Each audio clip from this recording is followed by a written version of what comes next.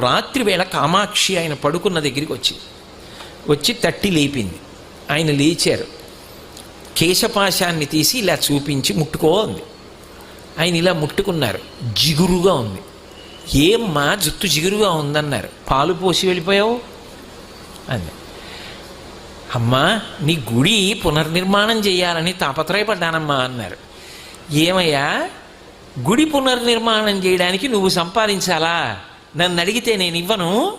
దానికోసం నా జుట్టు ఇలా వదిలి వెళ్ళిపోయావా? చూడు పాలకంపు ఎంత సువాసనలు రావలసిన జుట్టునది. వెనక్కి వచ్చి అభిషేకం చెయ్యండి.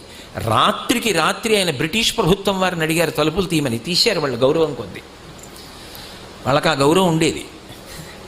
తలుపులు తీస్తే వారు గబగబా వచ్చి కంచిలో అమ్మవారికి మళ్ళీ